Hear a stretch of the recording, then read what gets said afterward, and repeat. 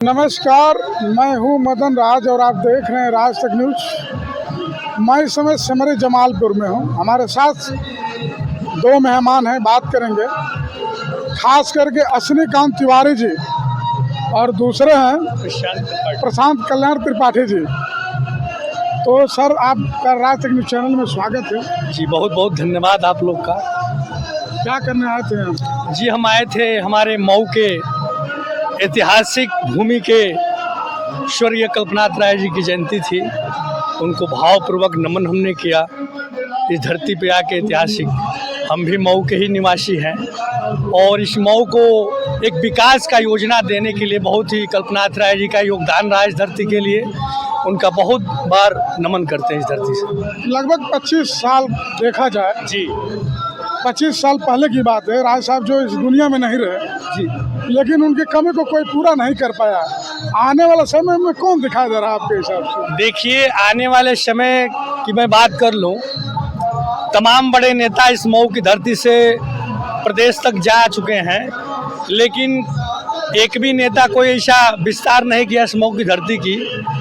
लेकिन हम ये कल्पना करते हैं, एक अनुभव बताते हैं इस धरती की कि आने वाले समय में हमारा ये संगठन युवा संघ इस धरती के लिए बहुत बड़ी उपलब्धि देगी।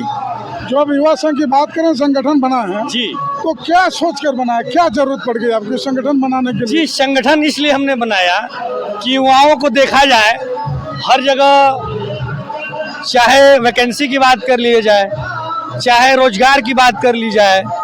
मैंने समझिए कि उत्तर प्रदेश में बेरोजगारी का तो नाम ही लिया जाए तो बहुत बड़ी बात है। युवा इतने बेरोजगार हैं कि मैं देखता हूं कि जब भी वैकेंसियां आती हैं, तमाम बड़े नेता अपने मुखों से बोलते हैं कि इस वैकेंसी का आगे आप लोग ऑनलाइन फॉर्म भरिए। सभी युवा मिलकर अपना जोर शोर से भरते हैं और जब आता है परीक्षा का, एग्जामिनेशन का, तो उसको निरस्त कर दिया जाता है। आखिर ये कारण क्यों बनता है?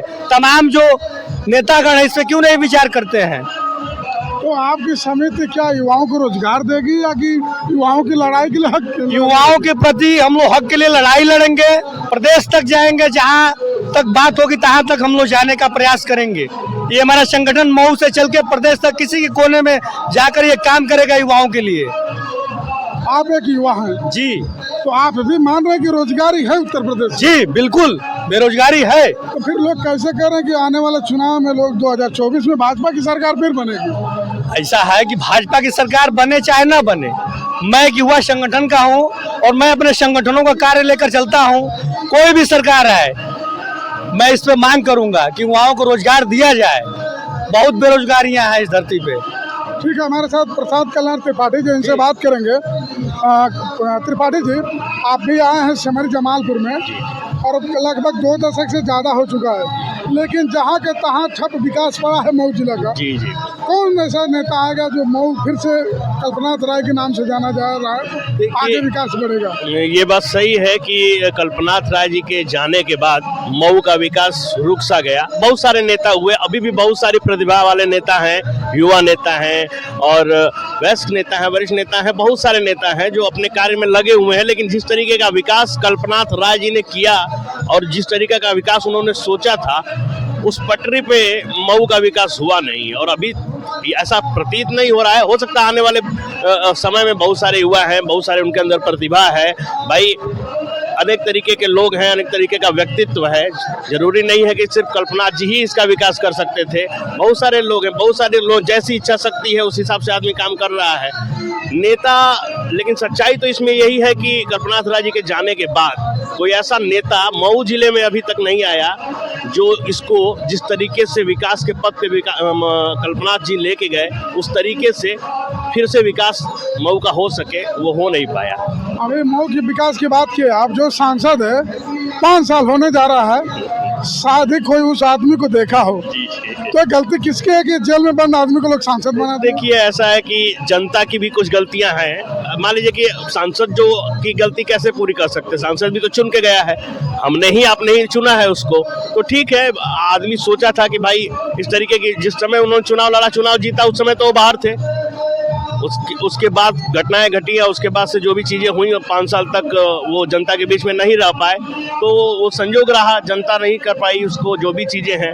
लेकिन अब फिर 2024 में चुनाव आने वाला है, मोदी जी को लोग चाह रहे हैं और भाजपा के सरकार को लाना चाह रहे हैं, फिर से जनता की यही मांग है। लेकिन उसके साथ साथ युवाओं की भी बहुत सारी मांगे हैं, जैसे अभी अश्विनी जी ने बताया कि बेरोजगारी की समस्या है, बहुत बड़ी समस्या है, और भी बहुत सारी समस्याएं हैं। और इन्हीं युवाओं में से कोई ना कोई एक ऐसा नेता बनेगा जो कल्पना जी के रास्ते पे चलेगा।